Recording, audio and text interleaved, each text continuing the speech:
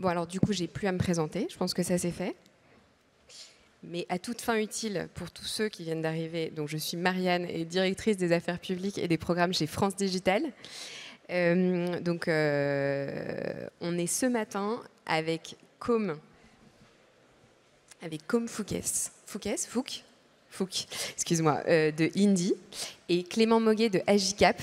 Et l'objectif ce matin, c'est de parler de la phase d'internationalisation. Donc je trouve ça génial de commencer direct cet événement 0 to 1 avec ce sujet de l'internationalisation.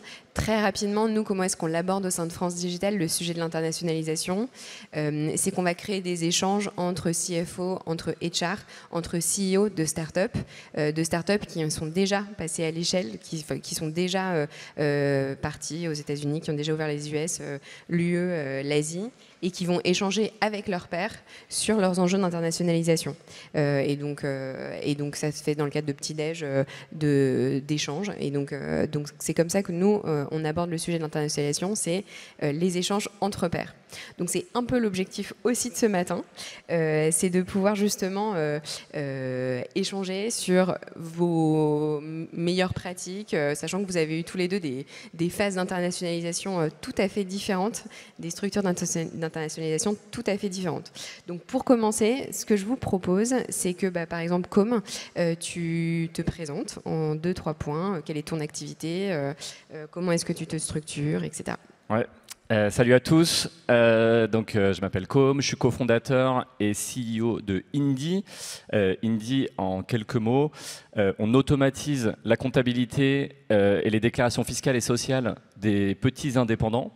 Et l'objectif, c'est de leur fournir un produit qui leur permet de fonctionner 100% en autonomie pour finalement optimiser le coût sur la comptabilité.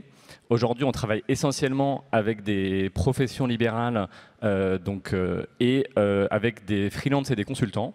Vous avez forcément dans vos proches des professionnels de santé, des avocats, des consultants, des freelances. Et vous ne le savez pas encore, mais ils souffrent sur leur comptabilité. Et donc, il faut leur parler de Indie. En 2 mots, on a été créé en 2016. On a levé en tout 49 millions et aujourd'hui on est 200 salariés tout près de la gare Pardieu. On recrute dans tous les domaines et moi je suis ravi d'être ici, de pouvoir faire un retour d'expérience parce que ça a été pour nous très structurant de s'inspirer des réussites des générations d'avant et donc hâte de pouvoir partager les bons tips et les erreurs qu'on a pu faire. Moi, je m'appelle Clément Moguet, je suis le cofondateur d'Agicap. Donc, pareil, en 2 mots, Agicap, c'est la solution la plus aboutie pour les entrepreneurs, les dirigeants et les CFO pour gérer la trésorerie de leur société. Donc, le cash is king. Le cash, la trésorerie, c'est le nerf de la guerre. Pourtant, c'est très difficile de savoir à tout instant si on a un risque, s'il faut anticiper une défaillance. Et du coup, on a créé une solution qui permet de centraliser l'ensemble de l'information financière pour gérer son cash sereinement. Donc du suivi à la prévision, au paiement des factures fournisseurs, aux relances des factures clients. On a une solution tout en un. 2 mots sur la société. Donc nous sommes 650 collaborateurs, non seulement en France, mais en Allemagne, en Espagne, au Benelux, en Italie et en Angleterre. Donc, d'où le sujet d'internationalisation dont je suis ravi de parler aujourd'hui. Et nous avons levé au total 120 millions d'euros pour créer justement le leader européen de la gestion de trésorerie. Idem, ravi, et c'est parti pour les premières questions. Merci beaucoup. Donc on vous a réunis ce matin parce que vous avez adopté des stratégies d'internationalisation tout à fait différentes sur les secteurs géographiques, sur les stratégies de déploiement, etc. et notamment sur les enseignements que vous en avez tirés. À quel moment vous vous êtes dit je commence l'international? Est-ce que vous aviez déjà testé le marché français? Clément, est-ce que tu veux continuer? Donc nous, société lyonnaise, notre go-to-market s'est fait en France. La société, on l'a créée en 2017. Et suite, donc on a fait une première levée de fonds au bout de 2 ans de 2,5 millions, puis une levée de fonds de 15 millions avec Partech en série A. L'objectif de cette levée de fonds, c'était de tester l'international. D'où le choix du premier pays. le rationnel principal était la taille du marché. Plus le marché est gros, moins l'exécution se doit d'être parfaite, puisque moins il faut prendre de part de marché pour faire une boîte correcte. Et le marché qui était le plus gros adjacent au nôtre, et c'était l'Allemagne, 2,5 fois la taille du marché français. Donc pour conquérir l'Europe, on se devait de conquérir l'Allemagne, ce que tout le monde nous a dit être impossible, puisque à cette époque, il y avait eu pas mal de difficultés de Doctolib, de Payfit, des sociétés qui avaient déjà essayé de s'internationaliser. Donc le défi était assez important, mais entre guillemets, on n'avait pas vraiment le choix pour grossir. Donc voilà, on parlera peut-être du comment, mais en tout cas sur le choix du pays, ça s'est fait comme cela. On n'a pas fait forcément beaucoup d'études dans le sens où on a une logique très lean startup, très pragmatique chez Agicap. On a besoin d'être sur le terrain, on a besoin d'enfiler nos bottes, de parler nous-mêmes aux prospects allemands. Alors moi-même, je ne parle pas allemand, pourtant il y a des Français en Allemagne, il y a des entrepreneurs anglais en Allemagne, donc il n'y a pas d'excuse pour se rapprocher soi-même en tant que dirigeant de son marché et tester soi-même les choses. Donc voilà. Et après, fort d'un succès en Allemagne, 8 mois après, on a décidé de triple down en Espagne, en Italie et au Benelux pour conquérir l'Europe. Et nouvellement, depuis 2 mois, on lance un bureau et le pays, l'Angleterre. Voilà. Ok, merci beaucoup. Donc du coup, choix de l'Europe pour la proximité, pour la taille du marché, et donc l'Allemagne en premier. Exactement. Com, alors toi, tu n'as pas fait ce choix-là? Ou alors... Ouais, nous, c'est une histoire moins linéaire. Donc, ta question, c'était sur le timing. Donc, nous, la question se pose un peu différemment parce qu'on a une très, très grosse profondeur de marché en France. Donc, on n'était pas sous contrainte d'aller à l'international parce que les experts comptables facturent plus de 16 milliards par an. Donc, nous, notre objectif, c'est de transformer ce marché en profondeur. Et donc, il y a beaucoup, beaucoup, beaucoup à faire en France. Donc nous, la question se pose néanmoins à peu près dans le même timing, c'est-à-dire qu'au moment où on accélère sur la série A, la plupart des investisseurs, et notamment des investisseurs anglo-saxons, regardent les boîtes avec ce prisme de se dire, pour faire des croissances puissantes sur le long terme, il faut ouvrir tôt l'international pour que quand la France commence à arriver à maturité, l'international prenne le relais.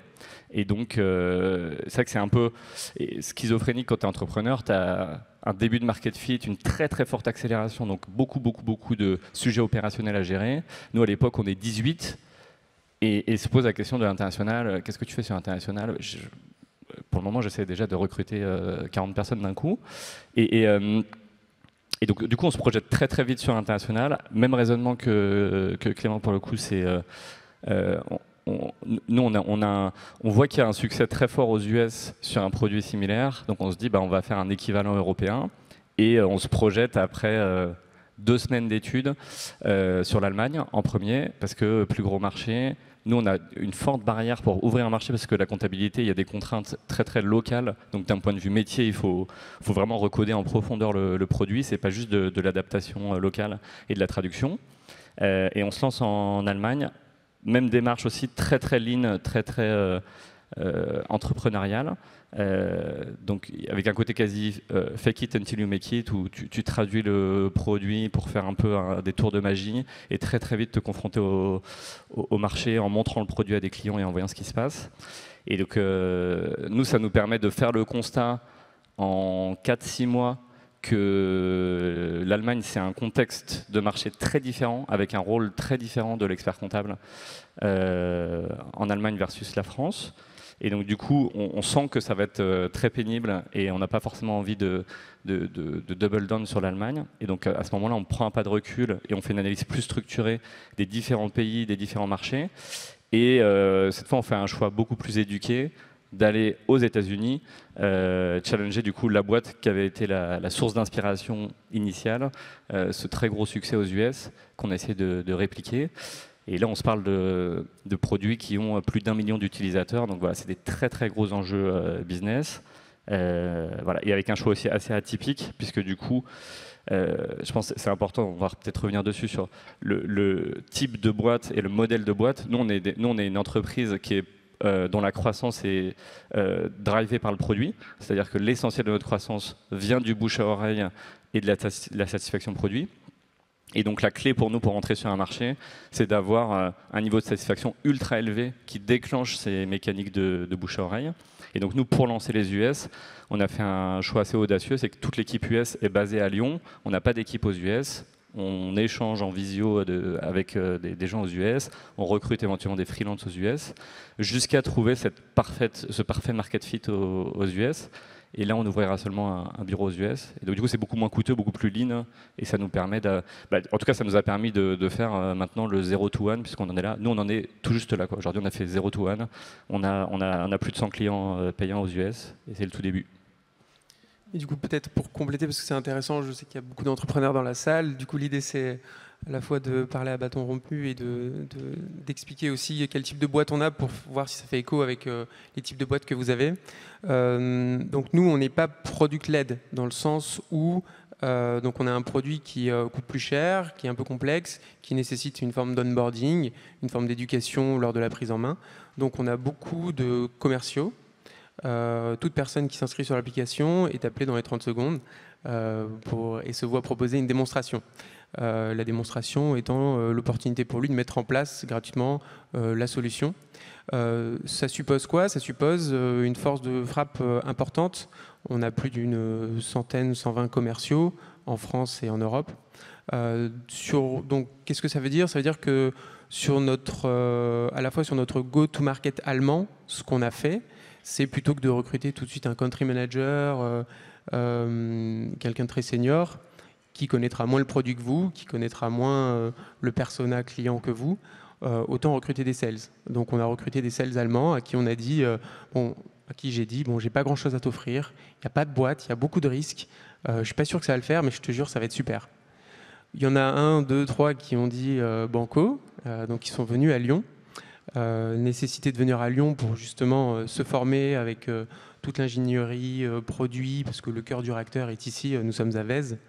Et là, par chance, j'ai recruté un Superman allemand, qui est toujours aujourd'hui le meilleur sales de la boîte, ce qui du coup est une chance. Et grâce à lui et 2-3 autres commerciaux, on a commencé à faire notre 0 to 1 allemand. Donc on a commencé à se rendre compte que notre persona restaurateur français qui achetait Agicap pour ABC était exactement le même en Allemagne. Idem sur d'autres segments d'industrie. Et du coup, on s'est retrouvé comme ça, en 3 mois, à avoir déjà 200 clients.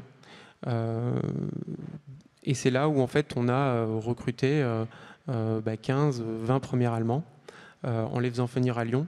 Et on a créé l'office allemand, finalement, quasiment 4, 5, voire 6 mois après. L'objectif étant d'avoir le plus longtemps possible les Allemands proches des personnes sachantes d'Agicap pour aussi s'infuser de la culture qui est la nôtre, mais aussi techniquement apprendre son métier et avoir toutes les armes pour performer à distance en Allemagne. Ce qui fait qu'aujourd'hui, quand on a lancé les autres pays, on a répliqué exactement la même méthodologie. Donc autant on voit que c'est difficile d'avoir un playbook international parce qu'en fonction de votre boîte, vous n'allez pas faire les mêmes choses. Autant ce qu'il est important de faire, c'est de penser tout ce que vous faites, non pas des fins de scale, parce qu'on ne sait jamais si on va y arriver, mais pour essayer de ne pas réinventer la roue à chaque fois. Et tout ce qui a marché, il faut le refaire. Et donc en Espagne, en Italie, on a refait la même chose, la même technique. On a repris les mêmes personas pour s'éviter d'avoir des nouvelles inconnues dans notre équation. Et aujourd'hui, du coup, on a 75 personnes à Berlin, localement. L'objectif, c'est de monter à 150, 200. Et idem à Barcelone, à Milan. Donc c'est très consommateur en people. Donc ça crée des défis importants pour la société en termes de culture, en termes de cohésion. C'est aussi coûteux, mais c'est très scalable parce que ça nous permet d'avoir des implémentations locales très fortes et quasiment des gens sur place qui ont une capacité de créer, ce que j'ai dit à mes country managers, une licorne par pays, compte tenu de la taille des marchés dans chacun de ces pays. On va peut-être, on allait vite et on a le temps ce matin, donc on va essayer de le prendre. Je me permets du coup, on va reparler du sujet recrutement, constitution des équipes, culture, etc. Mais avant ça, on en était pour moi au choix du pays.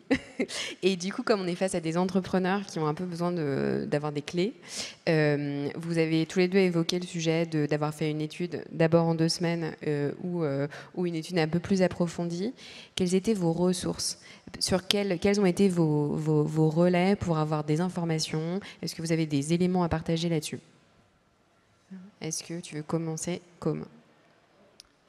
Nous, ça a été assez succinct. Du coup, on met un des meilleurs cerveaux de la boîte qui travaille pendant 2 semaines en faisant des recherches sur Google. Et puis, tu vois que toutes les planètes sont alignées. Et en fait, très vite, tu arrives à la situation où tu n'auras pas tes réponses sans te confronter au marché. Et donc, je pense que c'est vraiment exactement la même démarche qu'une démarche entrepreneuriale où, au début, tu fais tes recherches, tu alignes un tout petit peu ton idée. Mais après, tant que tu ne te confrontes pas au marché, tu progresses très, très, très lentement, quoi. Donc, voilà. Donc, nous, c'était 2 semaines, très bon sens, étude de marché. Donc, recherche Google, quelques chiffres sur le marché, analyse de la concurrence. Et voilà, scoring des 3 principaux pays. Et nous, en tout cas, très très vite, et je trouve que ça illustre aussi ce besoin d'aller sur le marché pour se confronter au marché. Nous, très très vite, notre lecture des choses, c'est mais l'Allemagne, c'est dingue à quel point ça ressemble à la France. D'un point de vue fiscal, social, type de déclaration, on se dit, c'est plutôt une bonne surprise quoi. Quand on fait l'analyse, au bout de 2 semaines, on se dit, mais c'est génial. En fait, toutes les subtilités françaises qu'on pensait être des spécificités locales, en fait, elles existent exactement pareil en Allemagne. Ça va être l'autoroute. Et voilà, et quelques mois plus tard, tu te confrontes au marché et tu te rends compte que tu avais des angles morts sur certains sujets qui font que, pour d'autres raisons, notre modèle économique ne fonctionne pas en Allemagne, quoi. Donc, je pense qu'il faut... Voilà. Idem, la partie théorique assez rapide, concurrence, pour savoir s'il y a des gens qui font déjà ce que vous faites. Non seulement pour, suivant la taille de votre marché, savoir s'il y a de la place, mais aussi envisager, si vous venez de lever des fonds, un buy-out, donc acheter un concurrent pour pénétrer le marché. Ce que d'ailleurs nous, on a fait, et on a discuté jusqu'à proposer un prix à une société. Heureusement, ça ne s'est pas fait, parce qu'après 6 mois, on faisait déjà plus de chiffre d'affaires, et on avait doublé la société en question qui, elle, était sur le marché depuis 6 ans. Et du coup, nous, on a fait cette démarche aussi. Ouais, c'est intéressant, j'ai oublié ça. Mais c'est vrai que nous, on avait sollicité un acteur local, un petit éditeur très très early pour le racheter et avoir une première base de clients. Et comme toi, on a été assez loin dans les discussions et puis finalement, ça s'est pas fait. Et je pense que c'est une bonne chose. Qui, petit aparté, est très très bizarre. Enfin, j'ai cherché sur Google comment approcher quelqu'un qu'on veut racheter. Enfin, il y a je ne sais pas si vous avez déjà été dans cette situation, mais en fait, personne ne sait exactement. Même mes investisseurs me disaient, parle-lui, voyez si vous arrivez à vous entendre, mais c'est quand même pas évident. La personne, on est en train de lui dire, on lui dit pas vraiment qu'on va la racheter, mais qu'on va aller sur le marché, en même temps qu'on va la killer. Mais on peut ne pas la killer si elle nous rejoint. C'est très spécial. Voilà, sur la partie concurrent, pour voir s'il y a des gens aussi qui ont flairé le marché, et donc c'est aussi un signal faible du potentiel. Après, sur la partie contrainte, ça c'est difficile, parce qu'effectivement, comme le dit Com, c'est en faisant et vous confrontant très rapidement au marché où vous allez voir l'écart entre ce que vous pensiez et les spécificités locales. Et à moins d'avoir 4 Allemands dans votre boîte qui ont bossé exactement en tant que persona de votre produit, c'est compliqué de savoir si ça va le faire tant que vous n'avez pas des clients. Et d'ailleurs, idem comme Com, nous ce qu'on a fait, on n'a pas investi énormément, et d'ailleurs je vous conseille de le faire si vous vous internationalisez. On traduit l'application, on regarde rapidement les 2-3 règles de TVA qui sont différentes, et on y va. Et on dit que l'outil est parfaitement parfait, etc. L'objectif, c'est quoi? C'est qu'en fait, vous allez développer votre solution avec vos premiers clients exactement comme vous l'avez fait pour votre premier marché, votre marché mère. D'où la notion de 0 to 1, d'où le fait que c'est moi qui faisais tout, les ventes, les onboarding, parce que s'il y a une personne qui doit connaître les écarts, qui doit savoir les différences, c'est vous en premier lieu. C'est pas un sales qui doit mieux vous connaître le marché, qui est supposé être ce pourquoi vous allez relever des fonds et exploser, que vous. Donc, d'où la notion aussi de temps incompressible à l'internationalisation. On ne peut pas y échapper, ça prend du temps, ce temps il est bien investi, ça ne s'achète pas, l'internationalisation, globalement, parce qu'au final, ce qui ne s'achète pas, c'est votre connaissance profonde de votre persona et de votre product market fit. Ouais, je pense que c'est quand même... il y a deux grandes leçons dans ce que tu dis et qui sont quand même, je trouve, le fil rouge de tous les conseils qu'on a pu avoir. Donc le premier, c'est, je pense, quand tu abordes l'international, il faut vraiment le penser comme une deuxième start-up. Et donc du coup, vraiment avoir la démarche très lean, où ta priorité, c'est d'aller le plus vite possible dans ta compréhension, connaissance du marché, donc te confronter le plus vite possible au marché. C'est un petit peu différent parce que tu as les leçons de la France. Et en même temps, ça a des avantages et inconvénients parce que du coup, tu vas plus vite pour comprendre certains sujets. Et en même temps, tu as des biais dont il faut arriver à se sortir parce que potentiellement les marchés internationaux sont différents. Nous, par exemple, c'était le cas. Et la deuxième grande leçon, c'est que nous, tout le monde nous a dit il faut que ce soit un fondateur qui ouvre le marché international. Je pense que c'est quand même un excellent conseil. Nous, c'était un vrai challenge dans la façon dont on était organisé de pouvoir mettre un fondateur qui dédie suffisamment de temps pour ouvrir l'international. Et nous, en pratique, du coup, je l'ai fait, on va dire, 30% de mon temps. Et je pense que c'était insuffisant. Il y a des sujets où on aurait pu aller plus vite si j'avais vraiment été 100% dédié international ou si on avait été avoir eu un cofondateur 100% dédié international. Donc ça fait partie des bons conseils que je recommande. Et nous, je pense, des erreurs qu'on a fait, en tout cas de façon un peu consciente, mais qu'on a fait. Et c'est un super exemple de la façon dont tu peux transposer toutes les leçons du vraiment zero to one que tu as fait en France sur l'Allemagne. C'est hyper puissant, quoi. Après, en effet, nous, on est 3 fondateurs, donc ça permettait de, moi, me mettre quasiment à temps plein sur ça. Et du coup, pour reboucler sur la question, le moment où on s'est dit c'est bon, on investit vraiment, c'est justement les premiers clients, les clients satisfaits, les clients qui payent au bout de 1 mois, 2 mois, 3 mois, où là, on a vraiment l'assurance de se dire si j'en ai 10, si j'en ai 200, pourquoi je ne peux pas en avoir 2000, pourquoi je ne peux pas en avoir 20 000 et investir sans avoir cette conviction-là, c'est un peu dangereux, surtout à l'heure actuelle où l'argent coûte vraiment cher. Voilà. Et donc, pour passer sur le sujet du recrutement, donc là, vous avez commencé à dire que c'est mieux quand c'est un fondateur qui s'investit dans le projet. Pourquoi pas un country manager ? En fait, le country manager, il est là pour... il n'est pas là pour savoir des choses que vous ne savez pas. Il est là pour exécuter quelque chose. Il est là pour construire. Il n'est pas là pour exécuter au sens manager, gérer. Il est là pour construire. Il est là pour builder comme un entrepreneur. Mais c'est pas à lui. Plus vous allez lui laisser la complexité de se figurer comment faire, pourquoi, qu'est-ce qui est différent, plus vous augmentez les risques que ça ne le fasse pas. Parce que s'il y a une personne normalement qui est la plus à même d'eux, c'est vous. Donc nous, la logique, c'est de dire on recrute un country manager. Et d'ailleurs, on pourra parler du profil de gens que je recherche pour le country manager. Mais il venait à posteriori du 1 pour voilà, offrir un playbook, voilà ce qu'on a déjà fait. Et lui, il prend son risque aussi. Donc, dans son arbitrage, si vous voulez quelqu'un qui est stellar, si vous n'êtes pas une boîte, je ne sais pas, qui a levé énormément de fonds et qui lui propose un salaire mirobolant, il va aussi accepter le projet parce qu'il va voir qu'il y a de l'attraction, il y a un potentiel, il prend son risque à changer de job. Donc plus vous avez aussi de succès et de confiance dans votre capacité à juste grossir, plus vous allez être attirant. Ouais, et après, pour revenir sur le profil, je pense que c'est hyper intéressant ce que vous avez sur le profil de country manager. Nous, en tout cas, c'est assez similaire. Le profil type du country manager, nous, on préfère prendre des gens qui sont relativement jeunes pour pas avoir trop de biais et pas être... On cherche pas un chef d'orchestre, un gestionnaire qui a déjà géré une boîte de 100 personnes. Tu cherches avant tout un entrepreneur. Et en effet, un entrepreneur qui est là pour exécuter, c'est lui qui est au milieu de la jungle en train d'aller défricher, trouver le chemin. Et donc, tu as besoin de quelqu'un qui est très hands-on. Toi, tu lui souffles dans l'oreille. Moi, en tout cas, dans notre configuration, c'était ça, puisque moi, j'étais 30% du temps. Donc, moi, j'avais le comment. Et j'ai quelqu'un, du coup, ma country manager, du coup, qui était là pour ouvrir le pays, vraiment aller défricher les sujets, aller très hands-on pour aller profond dans la compréhension. Et donc, du coup, très main dans le cambouis.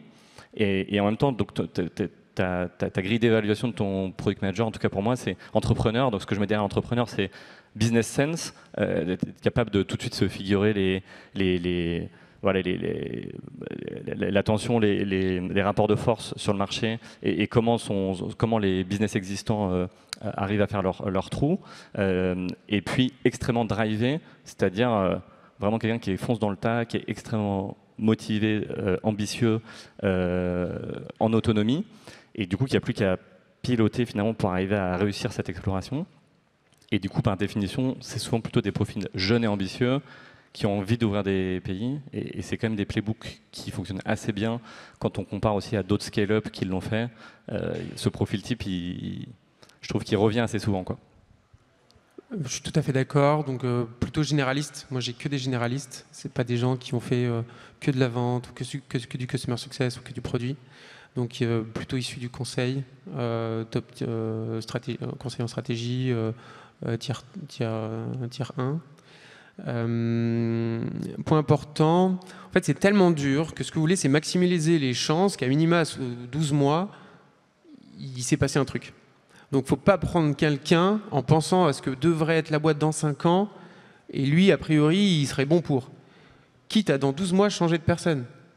Donc définissez un peu l'objectif à 12 mois, là où vous aimeriez bien aller. Il faut trouver la personne qui peut vous faire aller, il faut faire un recrutement pour l'objectif à 12 mois. Et vous verrez que ça vous changera un peu la logique de profiling. Best case scénario, il apprend 100 fois plus que dans n'importe quelle autre boîte, il tient la route, et du coup, c'est la bonne personne aussi pour les 24-36 prochains mois. Ce qui du coup est un peu l'histoire des country managers chez Agicap. Ouais, et du coup on est en plein dans notre thème 0 to 1 parce que vraiment c'est la même démarche, je crois, que quand tu commences ta boîte c'est tellement dur que si tu commences à planifier tes 24 mois, 36 mois tu fais des erreurs, quoi. Tu vas être extrêmement court terme et te dire à 12 mois il me faut du chiffre d'affaires, il me faut des clients, il faut du concret le plus vite possible, ouais, 100% aligné. Et est-ce que c'est des locaux ou est-ce que c'est des Français? Alors moi j'ai un playbook où en Allemagne il faut que Agicap on ait l'impression que ce soit allemand. En Espagne, c'est espagnol. En Italie, on est des Italiens. Donc, on traite d'un sujet qui est à la fois intime et qui peut causer du stress pour les entrepreneurs. La trésorerie, la gestion du cash, on n'a pas forcément envie d'en parler ou avec n'importe qui. Donc, à minima, il faut que les entrepreneurs allemands aient des interlocuteurs natifs allemands qui aient l'impression que c'est un produit allemand. Soit dit en passant, les produits français sont mal vus par les Allemands, donc là-dessus, on avait fort à faire pour vraiment être assimilé allemand. Donc oui, moi je recrute que des locaux, que des natifs, et j'ai aucun Français dans mes pays. Ouais, et donc nous, la configuration est différente parce que du coup, comme on est basé à Lyon, toute l'équipe est française. On a le même challenge d'être le plus américain possible. Donc on fait beaucoup d'efforts pour que la vitrine respire les États-Unis et que le tour de magie fonctionne. Et par moment, on a eu par exemple des petits écueils où on s'est rendu compte que par exemple les gens avaient tendance à googler les noms des salariés et en fouillant sur le profil LinkedIn faisaient le lien avec notre société. Donc on a vraiment dû muscler notre tour de magie pour que vraiment ils perçoivent la boîte la plus américaine possible. Et donc du coup profil français. Là-dessus peut-être on peut faire un petit aparté sur le choix du modèle, parce qu'en tout cas nous ça a été un sujet du fait qu'on soit donc à nouveau product-led. Moi en fait j'avais fait le programme d'accélération UBIO qui est devenu Impact USA, qui est un programme de 3 mois qui sert à se développer aux États-Unis. Et donc du coup j'avais été un peu... Quel genre de programme? Ça vient d'où? C'est monté par qui? C'est monté donc par Ubi France et BPI France. Et donc l'objectif c'est de permettre à des scale-up qui sont déjà bien implantés en France de se lancer aux États-Unis. Je l'avais fait en tant que salarié dans ma précédente startup, donc pas pour Indie, mais du coup j'avais pu un peu en tirer toutes les leçons. Et à l'époque, donc moi j'étais à San Francisco et la thèse de la plupart des entrepreneurs français sur place, c'est de dire de toute façon tu peux pas réussir les US si tu vas pas t'installer aux US, si tu recrutes pas aux US, si tu montes pas un bureau aux US, ce qui est quand même une énorme marche quand tu es une scale-up de 20 personnes qui vient de lever sa série A. C'est un énorme risque avant d'avoir testé le marché. Et donc nous, on s'est beaucoup posé cette question de se dire mais est-ce qu'on rentre dans ce canevas ou pas? Et du coup, j'ai deux réponses. La première, c'est que c'est très vrai pour toutes les boîtes SaaS enterprise qui sont drivés par des sales, où pour le coup, tu es obligé d'avoir des sales américains. Si tu veux recruter des sales américains, il faut un fondateur sur place. Donc, tu n'as pas d'autre choix que d'ouvrir un bureau, amener un fondateur sur place et te lancer comme ça. Et du coup, c'est ça un peu le prisme avec lequel ils regardent les choses. Et comme nous, on n'est pas enterprise SaaS, ça se répliquait pas hyper bien. Et donc là-dessus, il y a une excellente étude et même playbook, pour le coup, extrêmement fourni de Index Venture. Et donc, si tu as tapé sur Google Index Venture USA, il y a tout un playbook qui fait des typologies d'entreprises et qui définit, selon le type de modèle que vous avez, comment il faut se lancer aux US. Et du coup, est-ce qu'il faut justement avoir un headquarter aux US? Est-ce qu'il faut être basé en Europe avec une filiale aux US ou le faire 100% à distance? Et si je vous le fais la réponse de façon très très macro, mais après je vous laisse lire, l'étude elle est passionnante. Alors, si vous êtes sales driven, il faut ouvrir un bureau sur place pour avoir les présences sur place. Si vous êtes product led, toutes les boîtes product led européennes qui ont réussi aux US, comme Spotify ou TransferWise, ils ont toujours leur headquarter en Europe et l'essentiel des équipes produits en Europe. Et donc tu peux te lancer directement depuis l'Europe. Et après, il y a des boîtes qui sont naturellement globales, type si vous faites un outil pour les développeurs, en fait, mécaniquement, vos clients ils vont être aux US. Et donc là, vous pouvez être global day one. Et ça, vous pouvez l'opérer à peu près de n'importe où. Et donc nous, en tout cas, on rentrait dans la case product led. Et c'est pour ça qu'on a assumé qu'on avait l'équipe produit et l'équipe lancement international basée à Lyon. Et qu'une fois qu'on aurait fait le 0 to 1 et validé le potentiel marché et le market fit, on accélérerait en ouvrant un bureau aux US qu'à ce moment-là. Ce qui est quand même assez vertueux en termes d'efficience de cash et de prise de risque, quoi. Merci beaucoup. Quand tu recrutes une équipe pour l'étranger, comment est-ce que tu t'assures, tu parlais tout à l'heure de culture, comment est-ce que tu t'assures que les planètes sont alignées avec l'intégralité des équipes et même un peu trivialement, comment est-ce que tu t'assures que la politique de rémunération est la même, etc.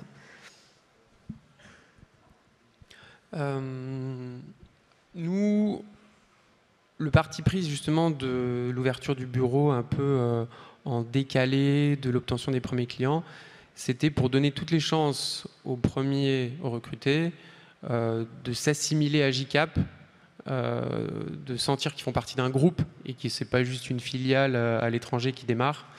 Et l'objectif dans cette période-là où on les faisait venir à Lyon, c'était de les faire être très forts sur leur mission, leur scope respectif. Donc, c'était pas évident parce que, alors, en même temps, c'est très exotique de venir à Lyon pour des gens qui sont jamais venus en France ou qui connaissent que Paris. Et ça a été plutôt une bonne surprise. Que ce soit les Italiens, les Allemands ou les Espagnols. Du coup, pour répondre à ta question, on a forcé le destin, on leur a dit, vous venez minimum, l'onboarding va être entre 2 et 3 mois à Lyon. Et certains restaient plus, parce que dans le cadre du lancement, tout le cœur du réacteur était à Lyon. Donc partir avec les 4-5 dans un open space à Barcelone, c'était pas bénéficier de tout l'engouement, toute l'émulation, etc. Donc certains sont restés même 8 mois. L'Espagne, on a ouvert le bureau 8 mois après. On avait déjà une vingtaine de salariés. Donc oui, c'est un peu coûteux. Mais quand on regarde à moyen long terme, on se retrouve avec des collaborateurs qui ne font pas la distinction entre le HQ et la filiale, qui ont tissé des liens énormes avec des agicapiens du HQ à Vèze. Et ça a une valeur extrêmement forte dans une logique de rétention et dans une logique de tissage de liens groupe. Pour les rémunérations, c'est pas évident. C'est pas évident parce qu'il y a l'idéal qui est à ISO travail, à ISO résultat, tout le monde gagne pareil. Et il y a la réalité du marché. La réalité du marché, c'est que les Allemands, il n'y a pas de chômage, tout le monde trouve du job. Et c'est pas vraiment aux recruteurs de faire sa loi. Surtout que, en plus, on est à Berlin, ça a été au choix aussi du country manager, on lui a donné le choix. Je savais que c'était un panier de crabes. D'ailleurs, pour ceux qui veulent aller en Allemagne, pensez pas que Berlin est la solution évidente. Panier de crabes parce que c'est là où il y a beaucoup de startups. Berlin, il y a quasiment que des startups en fait. Et du coup, qui dit que des startups dit qu'on garde des talents. Et il y a inflation sur les salaires. Donc ça, et à côté de ça en Espagne où on avait juste à poster des annonces et on avait de l'entrant à foison. Et pareil pour le coût de la vie, adapter aussi le fixe en fonction du coût de la vie de chacun des pays. Et entre l'Espagne et l'Allemagne, c'est pas la même. Donc ce qu'on fait, c'est qu'on s'adapte au legacy des pays, enfin à l'état des lieux de chacun des pays. Et pour parler de la population commerciale, après la population commerciale, il y a une logique de variables. Donc là-dessus, tout le monde a la même politique et tout le monde gagne le même niveau d'argent, le même salaire à performance égale. Voilà. Et moi, donc la question se posait un peu différemment vu que c'était basé à Lyon, mais en tout cas, nous, on avait un sujet plus d'organisation et où je pense qu'on a tiré une bonne leçon et que j'ai pu un peu valider aussi avec d'autres boîtes qui l'ont fait à peu près dans le même temps. C'est vraiment hyper important que votre dev international, ce soit une start-up dans la start-up, une entité qui a beaucoup d'autonomie et qui n'est pas en dépendance de ressources sur la France. Et donc nous, par exemple, on avait fait l'erreur au tout début sur l'Allemagne de se dire « Ah ouais, mais sur un ou deux développements, on va avoir une équipe qui dépend quand même du CTO ou qui dépend quand même du VP Product. » Et en fait, ça crée une espèce de concurrence dans les ressources qui est hyper malsaine. Ça empêche la start-up internationale de créer sa propre émulation et son propre rythme. Et qui en fait, alors que le rythme très très vite devient différent parce que la boîte française grossit super vite et a des problèmes de structuration, alors que l'entreprise internationale, elle a besoin de foncer et de ne pas réfléchir à structuration au début. Et donc nous, très vite, on s'est reconfiguré en se disant, c'est des startups dans la startup, donc ils ont 100% d'autonomie en termes de ressources, ils ne sont jamais en dépendance sur la France. Après, c'est open bar s'ils veulent discuter marketing avec des gens de l'équipe marketing, discuter design avec les gens du design, éventuellement de temps en temps récupérer un petit peu de bande passante parce que ça se fait en bonne intelligence. Mais par défaut, ils n'ont pas de compte à rendre au top management français et ils ont une full autonomie sur leurs ressources. Et en fait, c'est assez facile à faire parce qu'ils peuvent taper des freelances un peu partout, ils peuvent recruter leurs propres ressources. Ça les remet aussi dans un mode entrepreneurial et ça permet d'avoir une dynamique beaucoup plus impactante et un rythme de développement beaucoup plus soutenu. Voilà. Donc nous, c'était une bonne leçon, je pense que c'est un truc qui a bien marché, jusqu'au moment où tu fais ton 0 to 1. Une fois que tu atteins ton market fit, tu as à nouveau la question organisationnelle de te dire est-ce que tu l'insères dans ton organisation, est-ce que tu en fais une filiale. Tant que tu es en 0 to 1, il faut vraiment que ce soit une startup dans la startup, très indépendante, qui fait sa vie, qui a sa propre culture et en même temps qui est assimilée au reste de la boîte. Nous, c'était facile parce qu'on est dans les mêmes bureaux, donc c'est facile. Merci. Vous aviez parlé tout à l'heure de Playbook et de l'ouverture des différents pays.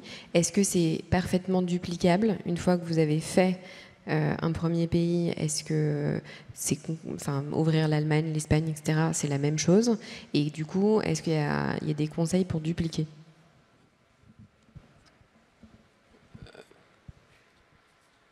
Alors là, ça va être très fonction des typologies de boîtes que vous avez, product-led, sales-led, etc. Donc moi, à partir du moment où c'était sales-led, j'ai un intérêt à ce que le playbook, toute l'ingénierie commerciale, soit formalisé afin de ne pas laisser du volant aux sales leaders locaux de réinventer la roue ou de faire à leur sauce, quitte à ce qu'ils procèdent par écart. On leur propose, ils disposent, mais s'ils disposent différemment, à minima, qui se réinventent eux-mêmes. Toujours pareil, vous avez un destin commun, vous devez les aider au maximum. Donc la formalisation du playbook, elle n'est pas en théorie, elle n'est pas en soi pour se faire plaisir, elle est pour donner maximum de chance aux exécutants de performer. Et ce qui est intéressant, c'est que si vous parvenez à en avoir un, vous vous retrouvez aussi avec une base comparative, que ce soit sur les qualités des ressources, parce que derrière, il y a toute la logique RH de est-ce qu'on garde les gens en période d'essai ou pas, sur quelle base. Donc plus vous homogénéisez vos bases de comparaison, de KPIs, plus aussi vous pouvez rentrer dans des logiques moins émotionnelles, moins passionnées, moins « oui, mais nous, culturellement, c'est différent ». Certes, so what? Qu'est-ce qu'on fait du coup si les chiffres ne sont pas là? Donc nous, on s'est efforcé à mettre en place un playbook déjà sur la partie commerciale, de l'origination des leads, à la qualification des leads, au closing des leads, pour maintenir un buying cycle qui soit court, pour maintenir un prix de vente qui soit le bon, tout ce qui va tourner autour de la vente de votre produit. Et puis en fait, après chaque petit département, en gros, nous on a le département marketing, le département sales et le département customer success. C'est ce département qui est assez récent dans le monde du SaaS, au minimum en France, en Europe, qui est faire en sorte que vos clients ne partent pas, restent, soient heureux et continuent aussi de s'exprimer pour faire développer votre produit. Et donc chaque département se déploie à, une fois qu'on fait bien, 2 fois, 3 fois, de formaliser ce qu'il fait, ce que ça marche, pour que l'onboarding des prochains soit plus rapide, plus profond et homogène. Donc voilà pour cette notion de playbook. Est-ce qu'il est duplicable d'un pays à un autre? Oui, justement, et c'est ce qu'il faut.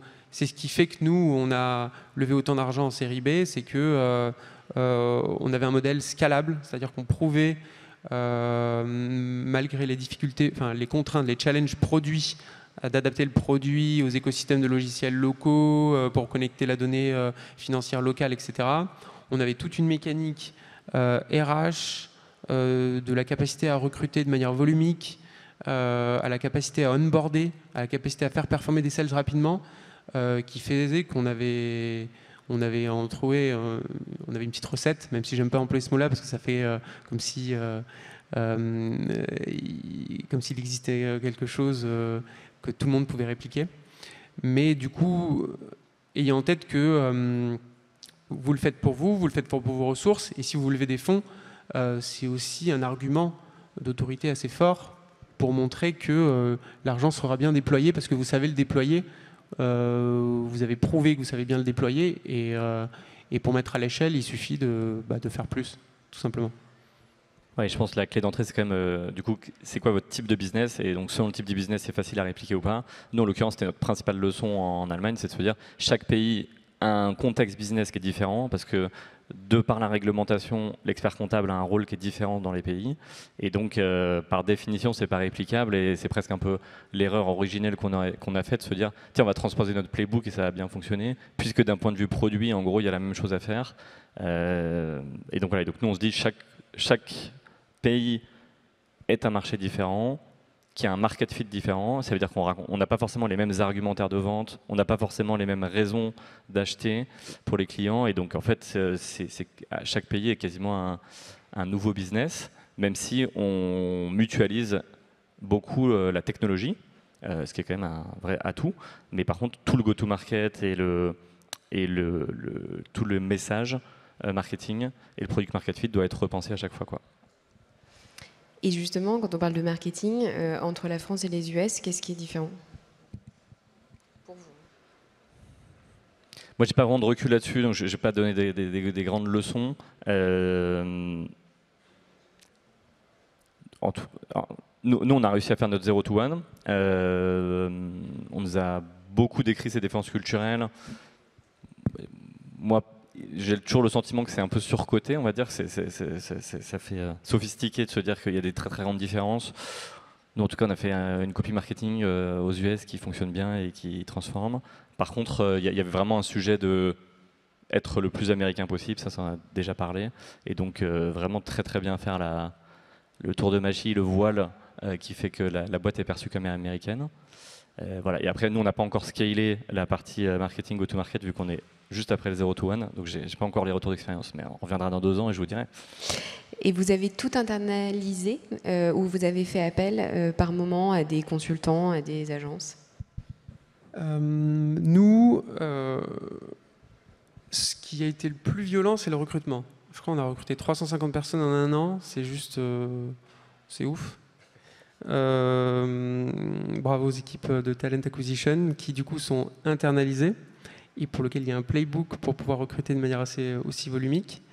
Mais on a fait quand même pas mal appel à des consultants externes, des cabinets externes, notamment sur la partie recrutement, quand bien même ils étaient moins performants que les personnes internes. Tout le reste, le choix a été de dire on est là pour durer, que ce soit au niveau du produit, donc de la technologie, On n'a absolument rien externalisé. On recrute tous nos développeurs. D'ailleurs, tout le produit, la tech est en France, mutualisé pour tous les pays, mais disons que on a des gens qui sont très proches l'un de l'autre pour itérer et pour avancer vite et bien. Donc très peu d'externalisation, idem pour les commerciaux. J'ai pensé à mettre en place des plateaux de call calling, etc. Mais fondamentalement, on vend pas des t-shirts, on vend un produit de gestion de trésorerie, donc il faut savoir en parler. Idem, ça fait partie de notre playbook de savoir en parler, etc. Donc très peu d'externalisation, beaucoup d'internalisation et beaucoup de recrutements qui ne sont pas ponctuels. C'est-à-dire que toutes les personnes qu'on a recrutées, il y a des logiques de carrière très fortes sur des métiers qui sont au cœur du succès d'Agicap. Ce qui fait qu'on a recruté 650 personnes, mais on ne va pas cutter la moitié des ressources parce qu'on aura atteint, je sais pas, un palier. Et merci de nous avoir aidés à l'atteindre. Voilà. Et donc nous, pareil, très très internalisé, avec deux bémols. Donc le premier, c'est que quand tu fais ton étude de marché au début, tu as tout un réseau à activer sur place pour très très vite gagner en connaissance sur le marché. Et donc notamment tout le réseau des expats français qui te permet de te donner du conseil gratuit et de l'accompagnement et une lecture très profonde du marché. Donc ça, c'est assez puissant. Et après, je mettrai un bémol vraiment sur toute la partie accompagnement à l'international. Moi, je suis vraiment très frileux. En fait, il y a énormément de structures pour aider les boîtes à se développer à l'international. Et en fait, tu peux quand même très très vite te retrouver à passer la moitié de ton temps à rencontrer des consultants, rencontrer des gens qui vont faire des études de marché pour toi, alors qu'en fait ton objectif numéro 1 c'est de foncer et d'aller toi-même développer la connaissance marché. Finalement exactement comme quand tu lances ta boîte en France et qu'il y a plein de gens qui veulent t'aider, te donner des conseils, etc. Alors que la meilleure chose à faire c'est de se mettre des œillères et de très vite aller comprendre ta connaissance marché. Et ensuite, nous on l'avait pensé, pour anticiper la phase de scale, on s'était dit on va baser les équipes à Lyon et on prendra des gens 100% à distance aux US, notamment pour le support client et pour la copy marketing. En pratique, on l'a moins fait que ce qu'on imaginait parce qu'on a réussi à gérer le service client en France avec quelqu'un qui était très à l'aise en anglais. Sur la copy marketing, par contre, on s'est fait accompagner de freelance et de copywriters américains pour s'assurer que la copie elle soit parfaite pour des Américains. Voilà. Merci. Est-ce qu'il y a un frein auquel vous avez été confronté, hormis le market fit et ce dont tu nous as déjà parlé, mais est-ce qu'il y a un frein auquel vous avez été confronté et auquel vous ne vous attendiez absolument pas?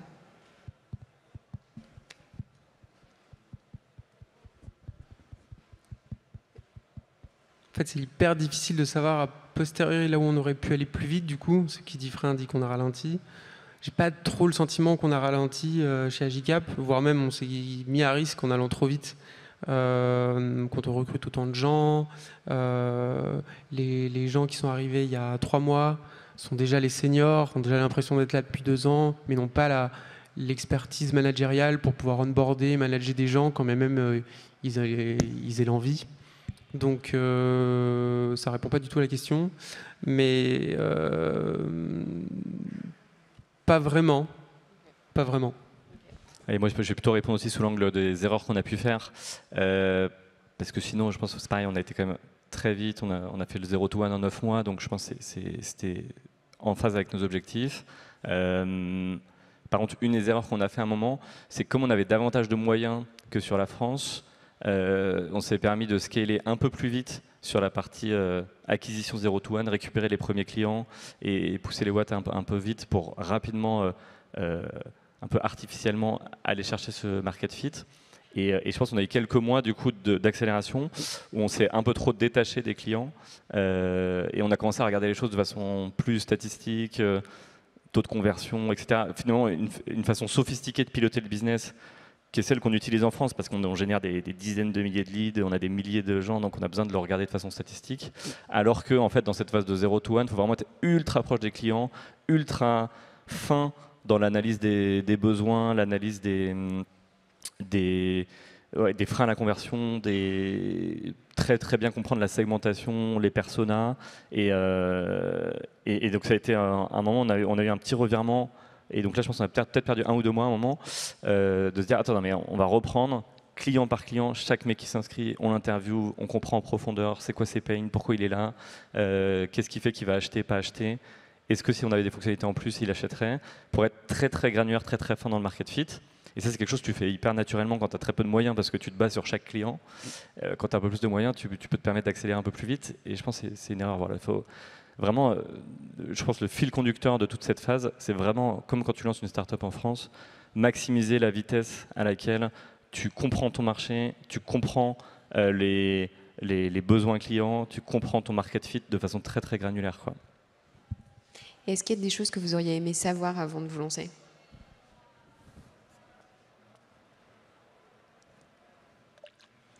J'ai d'autres questions, si besoin. Ou alors, quel est le pire conseil qu'on vous ait donné et que vous auriez aimé ne pas appliquer? Ah bah ça, moi, pour le coup, je l'ai bien. Non, mais du coup, vous ne pouvez pas réussir les US sans ouvrir un bureau aux US, s'il n'y a pas un fondateur qui déménage sur place. Voilà, tout ce côté vraiment de transposer le playbook qui commence à être assez mature de boîtes européennes, enterprise SaaS qui veulent s'internationaliser et de se dire mais pour vous c'est pareil, vous faites du SaaS, c'est forcément ça qu'il faut faire. Et voilà, et donc faites confiance aussi un peu à vos intuitions, votre bon sens, et puis après vous pouvez le baquer, discuter avec plein de gens qui ont des modèles similaires. C'est notamment sur l'international, c'est vraiment hyper intéressant de rencontrer plein de boîtes qui sont dans cette phase parce qu'il y a beaucoup de choses qui sont quand même transposables d'une boîte à l'autre. Et nous, c'était pivoter, on ne comprend pas ce que vous faites, ça ne va pas marcher. Et notamment pour... ça alors, ils n'ont pas dit comme ça, mais pour l'anecdote, par exemple, on n'a pas été prêt à H7. Station F. On n'a pas été prêt à Station F. Ça faisait déjà 1 an et demi qu'on bossait sur le sujet. On avait déjà même une centaine de clients. Mais globalement, le sujet n'était pas très sexy, je pense. Et globalement, certainement aussi qu'on est très mauvais pitcher. Ça, je le remets pas en cause. Et d'ailleurs, ça nous a suivi assez longtemps. On n'a pas gagné beaucoup de concours, si ce n'est 0. On n'en a pas fait beaucoup d'ailleurs. C'est un conseil, pour reprendre ce que vient de dire Com, passer plus de temps à parler avec vos prospects ou clients que les concours, même si les concours peuvent vous aider à avoir de l'argent pour faire des choses. Mais du coup, sachez pourquoi vous voulez cet argent avant de faire le concours. Et du coup, nous, la gestion de trésorerie, c'était pas très sexy, c'était pas très dissociable de la comptabilité. Du coup, on avait du mal à convaincre notre auditorat qui soit investisseur ou alors je parle pas des dirigeants même, parce que eux, pour le coup, quand on leur disait on va parler cash, ils disaient bah oui, ça c'est une de mes top 3 priorités. Je sais pas de quoi tu peux parler, mais c'est mon sujet. Donc le point c'est tout le monde aura des conseils, tout le monde vous dira de par son prisme de lecture du marché, de votre marché, que c'est bien, c'est pas bien, il ferait autrement. Il y a un moment donné où j'enfonce des portes ouvertes, mais il faut y croire, quoi. C'est-à-dire que faut aller au bout du truc, et aller au bout du truc, c'est vous rapprocher de votre marché encore plus, et vous direz j'arrête parce que problème de fit marché, problème de je sais pas quoi, perso ou quoi. Mais globalement, les avis des autres, souvent, sont très orientés en fonction de eux, les certitudes qu'ils ont, les expertises qu'ils ont. Et personne n'est censé mieux connaître votre sujet que vous, déjà. À partir du moment où vous commencez à avoir des métriques, donc s'il y en a qui commencent à avoir beaucoup de métriques, etc., là, il y a certaines parties prenantes qui sont intéressantes parce qu'ils ont les référentiels de c'est quoi une bonne croissance, compte tenu de ces chiffres-là, etc. Mais ce qu'il y a derrière ces chiffres, ça peut très vite être du n'importe quoi sur les interprétations. Et là-dessus, vous êtes le seul à même d'avoir la confiance, l'intuition qu'il y a quelque chose à creuser. Et nous, c'est un peu l'histoire d'Agicap, parce qu'on a levé des fonds assez tardivement, parce que déjà, on ne savait pas qu'on pouvait lever des fonds, on n'y connaissait rien. Et en fait, on était juste focus sur notre acquisition aux clients tous les jours, en frappant à la porte de prospects, en leur vendant un GCAP. Ça, c'est sain, je pense. On aurait peut-être pu aller plus vite au début, d'ailleurs, dans le VC game, etc. etc. Mais est-ce qu'on aurait eu la même connaissance, la même certitude, la même manière de procéder à notre exécution? Est-ce que la culture de la société aurait été la même, compte tenu du fait que la culture, c'est avant tout celle des cofondateurs, c'est avant tout ce qu'ils mettent derrière le travail, derrière la construction d'un projet? Voilà, je vais un peu loin, mais en résumé, faites-vous confiance et sachez ne pas écouter certains conseils. Ouais, je pense que moi, c'est un super point, je suis 200% d'accord. Et du coup, avec deux corollaires, ça, quand tu lances les US pour l'international, c'est une des raisons majeures pour lesquelles il faut un fondateur très impliqué. Parce que de toute façon, le 0 to 1, c'est dur. De toute façon, tu fais le yo-yo psychologique parce que tu as des super bonnes nouvelles, et puis le lendemain, tu as l'impression que le truc est complètement bouché, que tu vas jamais y arriver. Et donc, il faut en tout cas la foi entrepreneuriale, la croyance profonde de l'entrepreneur qui se dit, dans tous les cas, on va y arriver. Et aussi qu'il a la lucidité pour se dire à un moment, ok, mais là, ça y est, toutes les planètes sont alignées, il faut sortir de cette foi et se dire, on prend pas de recul. Donc nous, typiquement, c'est ce qui s'est passé sur l'Allemagne, où c'était vraiment le seul en tant qu'entrepreneur à pouvoir dire, stop, on arrête l'Allemagne. Ton country manager, lui, il fonce. Son défi, c'est que ça marche. Et voilà, donc très très forte implication des fondateurs, et tu dois te faire confiance parce que ça va être une histoire non linéaire. Et puis pareil, du coup, sur les conseils, tu te nourris à droite à gauche, mais tu mets énormément de recul et de filtres sur les conseils qu'on te donne, et tu pioches vraiment ce qui te paraît le plus pertinent, parce qu'au fond, le sujet, c'est un product market fit. Le sujet du 0 to 1, c'est vraiment un product market fit. Product market fit, c'est une connaissance extrêmement fine, granulaire des besoins des clients, de la structure du marché. Et ça, tu le développes que en discutant avec des clients, quoi. Donc, il n'y a que toi qui le... En tout cas, il y a très peu de gens qui sont capables de te donner des conseils sophistiqués sur ce genre de sujet, quoi. Et donc tu parlais de yo-yo, concrètement, ça c'est la vie d'un entrepreneur, c'est pas forcément la vie d'un collaborateur, d'un salarié. Quand tu changes d'avis sur le fait que tu vas fermer l'Allemagne et que tu vas te lancer plutôt sur les US, d'ailleurs c'était peut-être pas encore les US à ce moment-là, comment est-ce que tu l'annonces, comment tu t'impliques et tu fais, comment tu gères cette culture-là, ce changement, et comment est-ce que tu l'infuses auprès de tes salariés? Je suis pas sûr qu'il y ait une recette magique. Nous, on a une culture de très grande transparence, et donc qui dit transparence dit très grand rationnel des décisions. Et donc du coup, comme n'importe quel sujet, on pose le rationnel, on explique par A plus B. C'est là où le fait d'avoir une start-up dans la start-up, ça te donne aussi cette agilité, parce que tu as 4 personnes qui sont en train de travailler sur ton sujet, on te dit bah, les gars, on va plus là, on va là. Le lendemain, on est reparti, quoi. Donc ça te donne cette agilité, tu as beaucoup moins de complexité organisationnelle. Et puis après, c'est notre travail au quotidien, de convaincre, montrer la voie. Et non, globalement, je remercie, j'en profite pour remercier du coup les gens qui travaillent avec moi sur l'international, puisque on a fait quelques coups de barre, et donc c'est sûr qu'ils ont cette agilité, cette souplesse, et c'est un vrai atout. Et c'est ça qui nous a permis de réussir le 0 to 1. Mais c'est le quotidien de la start-up. C'est aussi pour ça que c'est passionnant de faire de la start-up. C'est un sujet qui est intéressant parce que moi j'ai vu vraiment la nécessité naturelle de le faire, parce que la raison pour laquelle les premiers collaborateurs vous rejoignent, si vous croyez à fond dans votre projet, vos collaborateurs ils croient à fond en vous. Donc s'il y a des décisions un peu difficiles, si vous n'êtes pas présent, comme on parle de transparence, mais hyper pédagogique, et que vous montrez que quand bien même ce soit un fail ou on n'est pas réussi là-dessus, on garde le cap, on va là-bas pour ça, ils vont pas rester. Parce qu'à côté de ça, le marché est tendu, des startups, il y en a à l'appel. Donc la raison pour laquelle ils restent, c'est quand même la proximité avec vous. Et ça se fait assez bien jusqu'à quasiment 70 collaborateurs, où vous pouvez avoir cette hyper proximité, quasiment aller au bar avec chacun, pas chacun, avec tous ensemble, ou par petite équipe tous les soirs. Et c'est ce qui fait que ça marche. C'est ce qui fait que ça marche, c'est ce qui fait qu'ils croient dans le projet, ils sont convaincus parce qu'ils sont convaincus, ils sont convaincants, ils vendent, etc. Et la difficulté, donc là on n'est pas sur le 0 to 1, mais plus on grossit, plus il faut maintenir cette mentalité-là, parce que tout le monde a besoin de transparence. Par contre, il y a différents niveaux de transparence entre les managers, des opérationnels qui viennent d'arriver, etc., etc. Et du coup, c'est très difficile de maintenir le bateau, d'arriver à ce que tout le monde ait le bon niveau de connaissance au regard de sa mission, ce pourquoi il est là, pour pas qu'il y ait trop, pas assez. Mais bon, ce qui est sûr, c'est que plus il y a de gens, plus il y a de bruit dans les couloirs, et on maîtrise pas tout.